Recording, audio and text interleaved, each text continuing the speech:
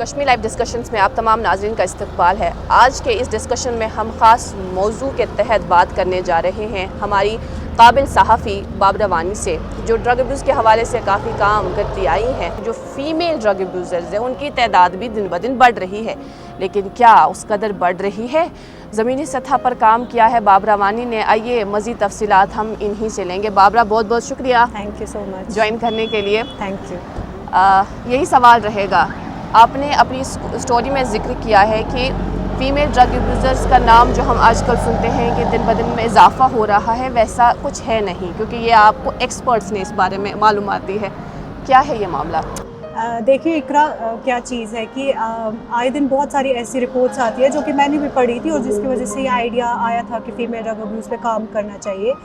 कि उसमें लिखे होता है कि इतना ज़्यादा, मतलब एक ह्यूज नंबर देखे होता है कि इतनी ज़्यादा फ़ीमेल जो है वो ड्रग अब्यूज़ में इन्वॉल्व है। लेकिन जब आप जाते हैं ड्रग डी एडिक्शन सेंटर पे, जब आप एक्सपर्ट से बात करते हैं, साइकेट्रिस्ट से, साइकोलॉजिस्ट से, रिसर्चर से आप बात करते हैं, तो आपको पता चलती है कि वो नंबर जो है ना वो इतना ह्यूज नहीं है जितना वो बोला जाता है। जो ड्रग्स होती है ना उसकी किस्में होती है, like hard drug, soft drug. Okay. तो जो ये नंबर्स होते हैं ना, ये बहुत ज़्यादा नंबर्स जो होते हैं ये सॉफ्ट ड्रग्स के होते हैं। तो जो हार्ड ड्रग्स हैं, जैसे जिसमें हेरोइन आता है, तो उसके हेरोइन एडिक्शन के उतने, मतलब may be there are cases like in huge numbers, but ज़्यादा ट्रीटमेंट सीख नहीं करते हैं। तो एक्सपर्ट्स बिलीव कि ऐसा कुछ नहीं है, क्योंकि एट वन पॉइंट और अनदर जब आप हीरोइन एडिक्शन में होते हैं, you have to seek treatment. But ये भी तो क्वेश्चन है कि मुमकिन है कि जो ख़वातीन हैं, अक्सर हम देखते हैं कि वो काफ़ी शाई होती हैं डॉक्टर्स के पास इस मामले में जाने के लिए या ये केस उनके साथ बांटने में, और मुमकिन है कि जो तादाद बताई गई है फ़ीमेल ड्रग अब्यूज़र्स की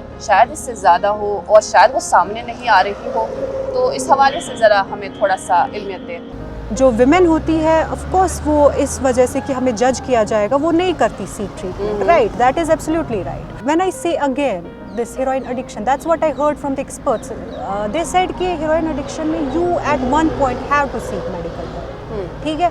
तो वो जो शाइनेस है ना, वो एक बालाए ताक रख के आपको जाना है ट्रीटमेंट के लिए। I don't think that should happen, that should be a case, because ultimately जब आप एक ब्रेकिंग पॉइंट पे आ जाते हैं जहाँ पे आपकी फिजिकल हेल्थ गिर जाती है, तो वहाँ पे you have to seek treatment.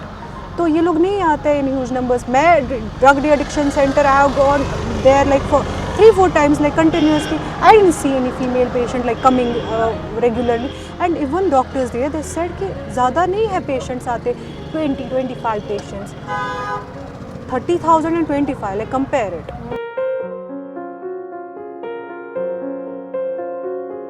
I have noticed that you extensively swirl around the topics related to drug abuse.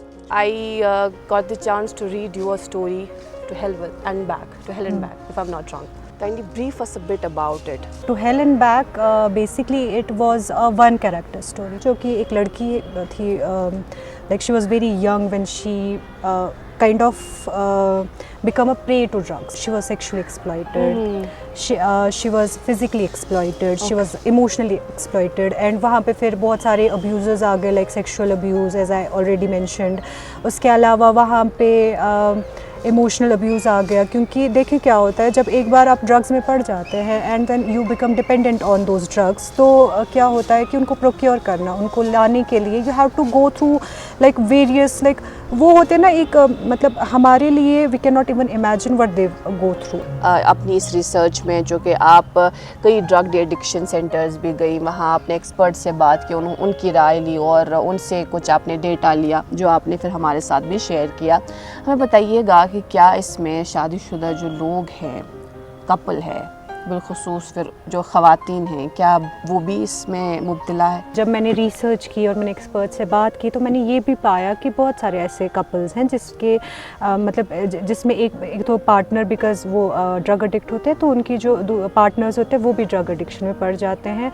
और ऐसे मैंने एक इंस्टेंस शेयर भी की है, एक स्टोरी शेयर भी की है अपनी स्टोरी में, जिसमें एक वाइफ जो है, जब उसको पता चला कि उसके हस्बैंड ड्रग एडिक्ट हैं, तो साइमल्टेनियसली उसका at the end of the day वो भी एक ड्रग एडिक्ट बन गई, क्योंकि उसने बहुत कोशिश की कि उसके हस्बैंड से छूट जाए ड्रग्स, बट नहीं छूटा। तो अल्टीमेटली हाई रिस्क पर होती हैं ऐसी ख़वातीन। एग्जैक्टली, बिकॉज इन्फ्लुएंस है ना, इन्फ्लुएंस बहुत, it plays an important role. कुछ लोग ये कहते हैं कि जी पेयर प्रेशर में आकर, टशन में आकर उन्होंने ऐसा स्टेप ले लिया। कुछ कहते हैं जी लव अफेयर था, ब्रेकअप हुआ तो ऐसा मामला हुआ। आपके नोटिस में क्या आया, क्या वजह है? देखिए, जो आपने वजूहात लिस्ट किए अभी, ये हैं, ये रीजंस हैं। क्योंकि क्या होता है कि जब आप मतलब वो पेयर प्रेशर हो तो उसमें आपको इन्फ्लुएंस पड़ जाता है, ठीक है। अब क्योंकि आपके दोस्त, सारे दोस्त कर रहे हैं, आप भी करोगे। वो बहुत रेयरली होता है कि कोई दोस्त जो है वो नहीं करेगा। मोस्ट ऑफ द टाइम जब आप टीन एज में होते हैं या you are in your early 20s, तो आपको इन्फ्लुएंस पड़ जाता है फ्रेंड्स से, ठीक है, because it's just a tender as. उस वक्त आप इतने वल्नरेबल होते हो कि आप जो भी आपके दोस्त करें आप भी वो करना चाहते हो।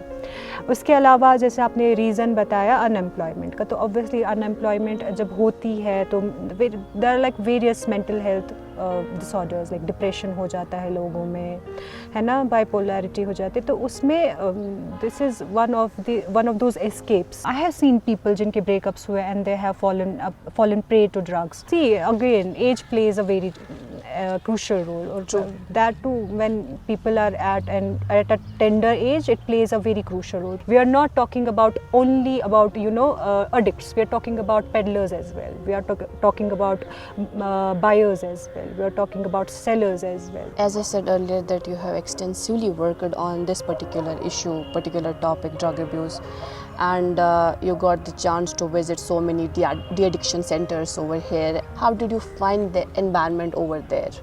See, they are like experts. When we talk about experts, they are very open to talk, ठीक है, and वो वहीं से बोलते हैं कि this is going to be very challenging for you.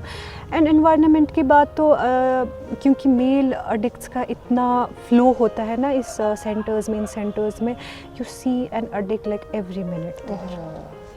3-4 तो मेरे सामने बैठे थे, मुझसे बात कर रहे थे। उन्होंने बोला कि उन्होंने कितनी बार लड़कियों के साथ ड्रग्स किए हैं। उन्होंने कहा कि ये कितना it's a huge web, a huge web. And also it leads to something different, आप अगर एक वबा में मुब्तला है, अल्लाह ताला बचाए, आप किसी और चीज़ में भी मुब्तला हो सकते हैं, तो वो एक वल्नरेबल सिचुएशन खुद ब खुद हो जाती है। जैसे आपने कहा कि एक चीज़ में, क्योंकि इसके फिर हेल्थ कॉम्प्लिकेशंस होते हैं, इसके रिपरकशंस होते हैं। ऐसे पेशेंट्स में एड्स भी पाया गया है, एग्जैक्टली, HIV पाया गया है, हेपेटाइटिस पाया गया है, जॉन्डिस वगैरह। हेरोइन जो है वो निडल के थ्रू ज़्यादा करते, तो निडल ये लोग कभी एक दूसरे की भी यूज करते हैं। पहले आपको सस्ते में दे देते हैं, उसके बाद exactly the demand starts increasing. That is why some of the women they fall into sexual abuse. Entire situation is very disturbing even for you to narrate. Yes, exactly. Thank you so much for being with us in today's discussion. Thank you so much for having me.